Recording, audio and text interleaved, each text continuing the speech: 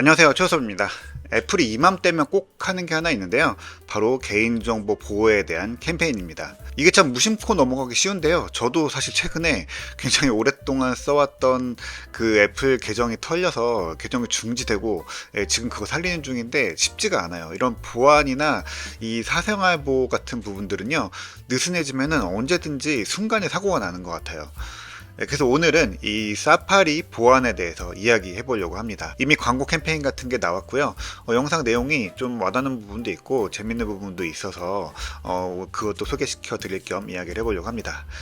뭐 사파리 대신에 웹브라우저 뭐 크롬이나 엣지 같은 거 많이 쓰시기도 하죠. 그리고 뭐 네이버 같은 서비스들이 제공하는 그런 앱으로 웹을 검색하고 그렇게 쓰시는 분들도 계시는 것 같아요. 저는 뭐 크롬 브라우저로 같이 쓰고 있긴 하는데요. 뭐 구글의 서비스를 쓸 때는 이제 크롬이 좀 안정적인 느낌이 들어서 이렇게 쓰고 있는데, 그 외에는 되도록이면은 뭐 일반적으로는 맥에서 사파리를 쓰긴 합니다. 애플은 사파리가 뭐 빠르고 안전한 브라우저다라고 이야기하는데, 사실 쓰다 보면은 이제 뭐 성능의 차이, 뭐 화면이 만들어지는 렌더링 속도 차이 이런 거는 거의 느껴지지는 않아요. 이것도 생각해 보면은 예전에 크롬이 한두 끝도 없이 무겁고 막 느려질 때가 있었고요. 그때 사파리로 넘어오게 된 계기가 됐던 것 같은데, 지금은 뭐 벤치마크 테스트가 아니면은 이런 속도 차이 같은 거는 잘 느껴지지 않는 것 같아요. 또 이게 결국 웹과 브라우저도 하나의 애플리케이션 경험이기 때문에요. 어떻게 보면은 운영체제와 통합되는 게 좋은 부분도 있다라는 느낌이 요새 들긴 하거든요. 실제로 사파리는 이 보안에 대해서 굉장히 적극적인 브라우저입니다. 평소에 애플이 사생활 보호에 대해서 펼치는 정책들이랑 그런 철학 같은 것들이 그대로 웹 환경에 녹아있다라고 보시면 됩니다.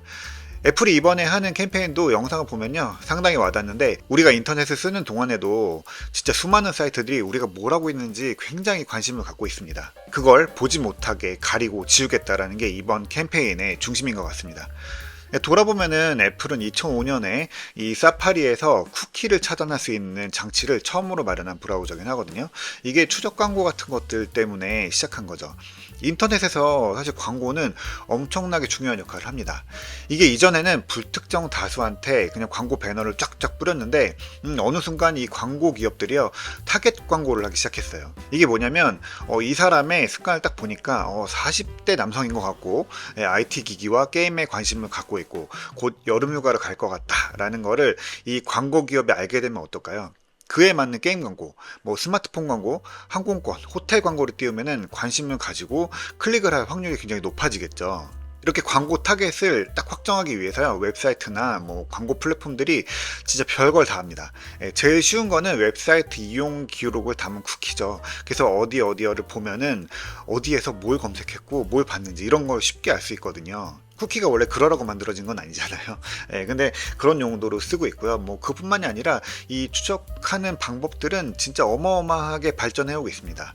이걸 막으려는 기업들도 있죠. 대표적인 게 애플이고요. 요즘에 구글은 약간 양면성이 있지만 그래도 어느 정도 이거를 좀 차단해서 개인정보를 보호하려고 합니다. 그러면서도 효과적으로 광고를 하겠다라는 여러 가지 정책들, 기술들을 내놓고 있죠. 그런데 애플은 이런 추적 같은 것들을 막는데 가장 적극적인 기업입니다. 예를 들면은 IP 주소 같은 거 보면은 지금 위치를 대략적으로 알 수 있죠.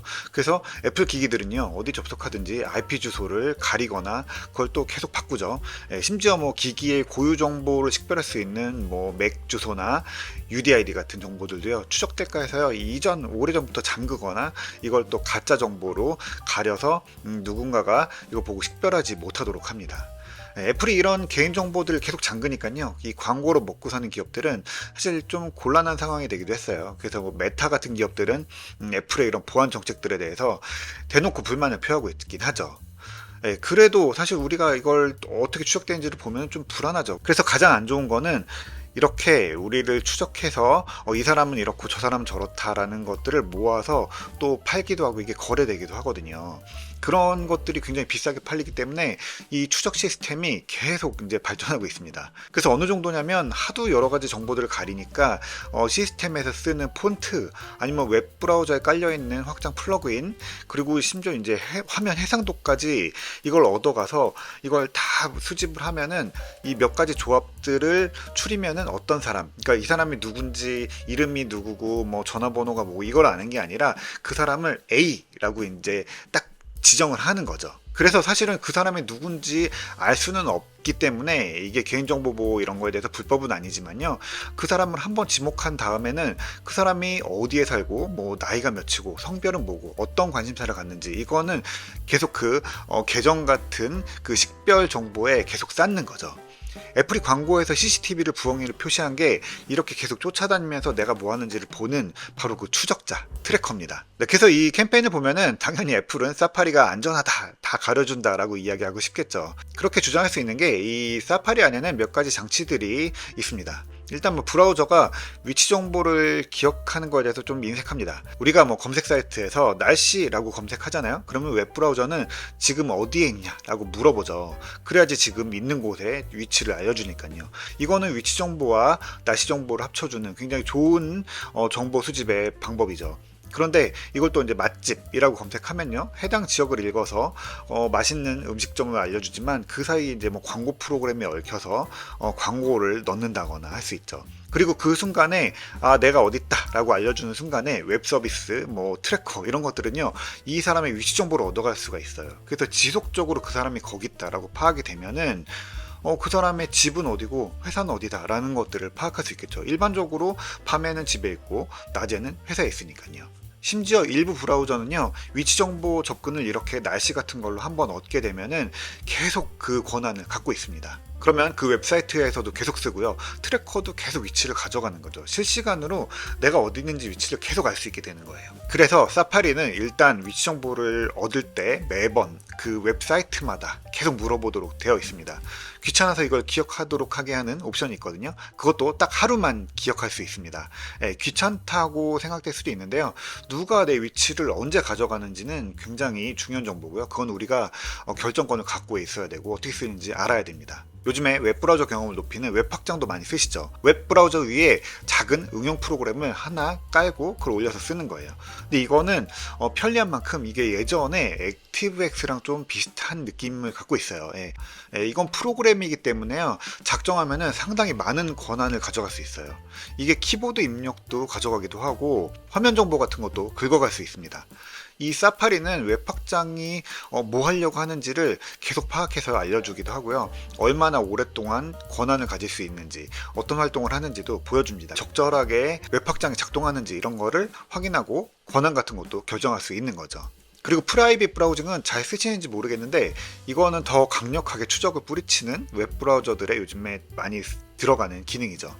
원래는 이 PC를 여러 명이 쓰는 환경에서 내가 쓴 흔적을 지우고 뭐 주변 사람들이 내가 브라우저에서 어떤 걸 검색하고 뭘 봤는지 이런 것들을 보지 못하도록 하는 사생활 보호 장치였거든요. 그런데 지금은 더 단단한 웹 브라우징 정책들이 담겨서요, 완전히 새로운 컴퓨터인 것처럼 매번 브라우저를 띄울 때마다 새롭게 작동을 하는 거죠. 여기 재밌는 게 하나 더해졌는데 이 레퍼럴이라고 해서요, 이 웹사이트 주소 뒤에 뭔가 막 주렁주렁 알 수 없는 코드들이 붙는 것들 보신 적 있을 거예요. 그 사람을 따라다니는 추적 장치거든요. 그래서 그 레퍼럴을 따라서 뭐 광고 수익을 주기도 하고 쇼핑몰에서 뭘 사면 수익금을 누군가에 나눠주기도 하고 이런 식으로 그 꼬리표를 달고 다니면서 쓰는 경우들이 있는데, 이 프라이빗 브라우징 모드에서는 이런 추적 URL도 다 지워버립니다. 굉장히 이 개인정보에 대해서 타이트하게 관리를 한다는 걸 여기서 볼 수 있습니다. 여전히 가장 인기 있는 브라우저는 크롬이긴 하지만 어쨌든 사파리에 대해서는 안전하다라는 느낌이 분명히 있어요.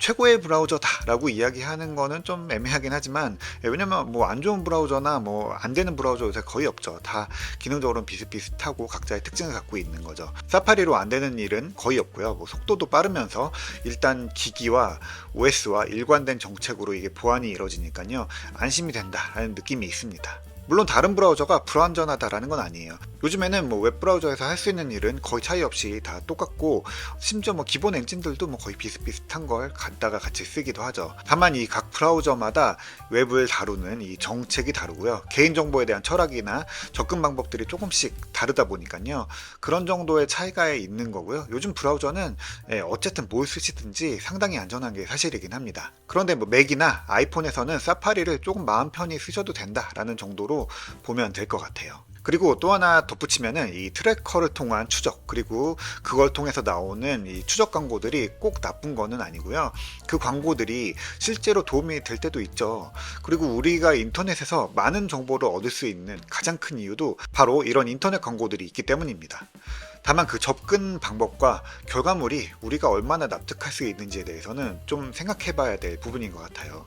이 광고에 대한 건 참 어려운 문제고요. 애플은 그 방패를 가장 두껍게 하는 기업 중 하나다라고 보시면 될 것 같습니다.